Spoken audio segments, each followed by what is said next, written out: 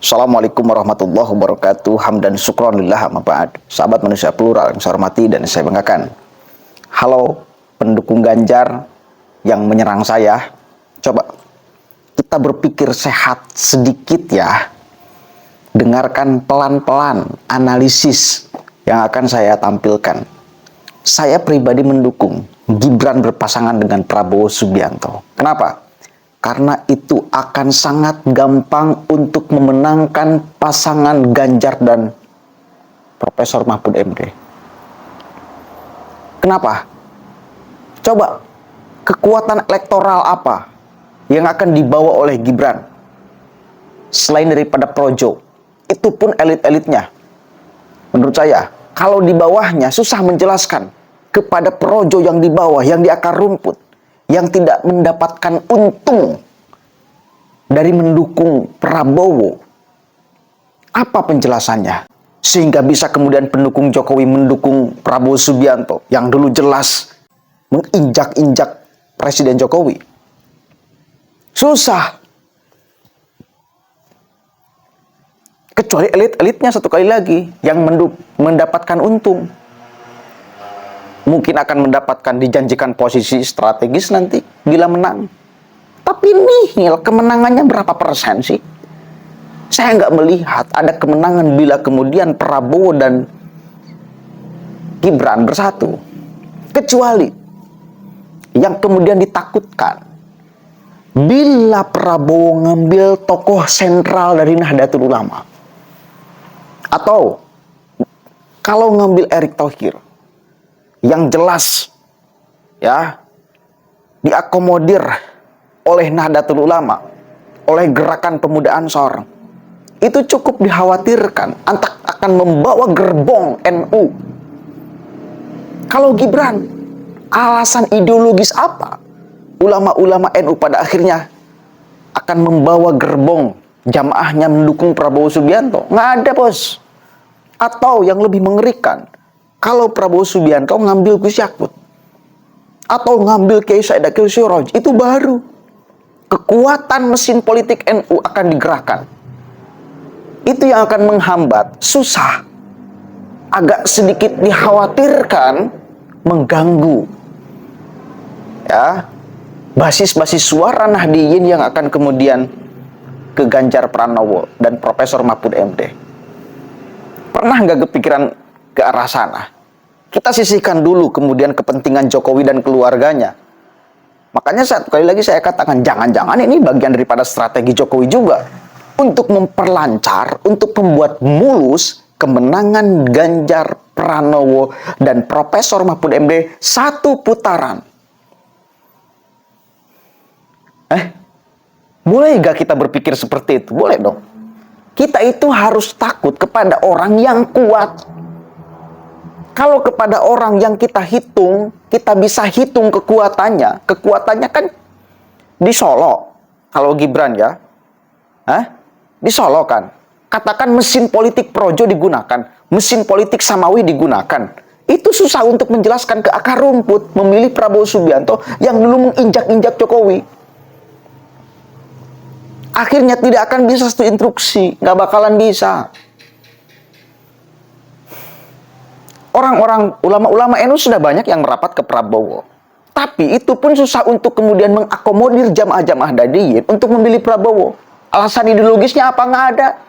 Kalau berpasangan dengan Gibran. Tapi kalau berpasangan dengan Gus Yakut, kalau berpasangan dengan Erick Thohir, kalau berpasangan dengan Kiai Said Akil Siraj, itu sangat bisa punya alasan ideologis untuk membawa gerbong jamaah Nahdliyin memilih Prabowo Subianto. Dan itu memperhambat kemulusan kemenangan Ganjar dan Mahfud. Ngerti nggak? Paham nggak? Saya mendukung Prabowo bersama Gibran agar gampang mengalahkan.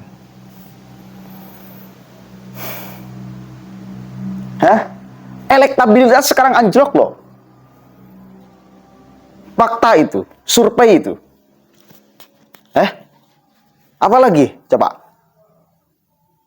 Harusnya, sekali lagi saya katakan tadi, senang, dorong, silakan bawa Gibran. Biar Ganjar dan Mahfud mulus, lancar. Karena kan selama ini kita lihat pendukung Jokowi ini pecah. Kedua, ke Ganjar dan ke Prabowo. Bila kemudian kekecewaan semakin mengkristal kepada Presiden Jokowi dan keluarganya, maka udah hancur semuanya.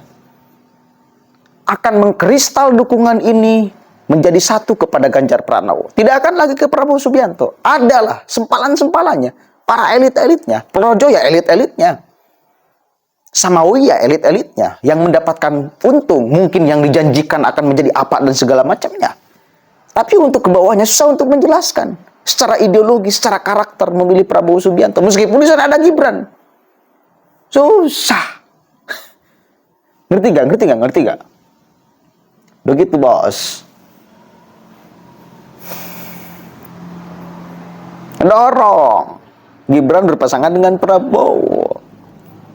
Biar kekuatannya bisa kita hitung gitu loh.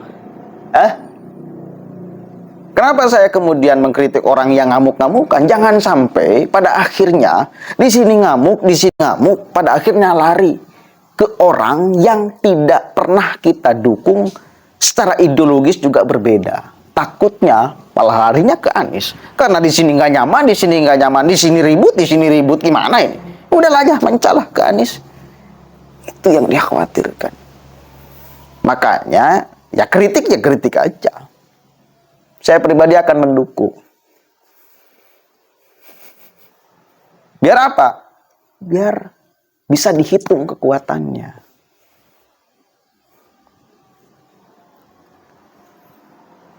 Tahu kan? Tadi Gibran sudah ngomong dengan siapa? Dengan Ibu Puan. Puan Maharani juga menyampaikan, udah ada pembicaraan, mungkin akan ikut kontestasi. Ya wis. Saya kira ada senyum semeringah tuh dari PDIP juga, kalau elit-elitnya ya. Ini strategi tingkat dewa yang susah untuk kemudian masyarakat awam cerna. Boleh jadi gak? Boleh loh. Lawan terberat Ganjar itu Prabowo. Dia mau diakui atau tidak suka. Lawan terberat Ganjar itu Prabowo. Bila Prabowo ngambil kekuatan yang lebih berpotensi akan membawa gerbong elektoral, katakan NU, wah ini berbahaya. Bisa jadi nggak menang ini Ganjar nih. Saingannya kan udah dua tuh. Kekuatan yang dihitung secara survei kejar-kejaran kan Ganjar dan Prabowo. Udah, kita hilangkan dulu Aniesnya ya. Ini loh tuh, yang dihitung besar kekuatannya itu Prabowo. Bila Prabowo ngambil Erik, bisa gerbong NU itu bisa dibawa. Secara basis kultural NU itu bisa dibawa. Minimal ada banyak kiai yang akan menginstruksikan, minimal Ansor juga akan ngomong. Udah, dukung aja Prabowo karena di sana ada Erick Thohir, Ketua Panitia 1 Abad NU. Apalagi ngambil Gus Yakut, udah selesai. Apalagi ngambil Kiai Said Akil Siraj, udah bisa diakomodir secara ideologis. Kalaupun pada akhirnya sekarang misalnya ngambil nih Prabowo itu Gibran, lalu ada kiai-kiai NU yang supaya milih Prabowo dan Gibran, alasan ideologisnya nggak ada. Ya, alasan ideologisnya nggak ada.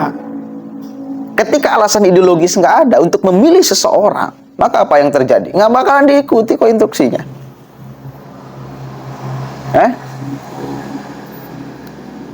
Hanya satu loh yang punya alasan secara ideologis. Orang-orang warga Nahdliyin memilih kepada Mahfud MD kok. Secara garis ideologi sama. Kalau ke sebelah sana, ke Amin katakan ya, orang basis Nahdlatul Ulama akan diinstruksikan ke sana. Susah juga. Karena mau tidak mau benteng PKS tebal. Perbedaan ideologi terlalu jompang. Ya, akan bisa sangat gampang menjelaskan kepada masyarakat, kepada warga Nahdliyin, bahwa tidak ada namanya ideologi itu hitam, campur-campuran, aduk-adukan, abu-abu, nggak ada. Hitam putih ideologi itu. Bisa kemudian menggiring opini kepada warga Nahdliyin bahwa jangan pilih itu tuh. Karena dia mencampur adukan ideologi. Bisa. Tapi kalau kepada Ganjar dan Mahfud, selesai Pak. Ngerti nggak sih? Makanya saya katakan, jangan-jangan ini strategi tingkat dewa ini. Strategi tingkat dewa Jokowi dan PDIP untuk memenangkan satu putaran Ganjar dan Mahfud MD. Ketangkap gak? Ketangkap gak? Boleh gak kita berpikir seperti itu? Boleh dong. Mudah-mudahan ada manfaatnya. Wallahul muwaffiq la aqwamit thoriq. Wallahu a'lam bishawab. Assalamualaikum warahmatullahi wabarakatuh.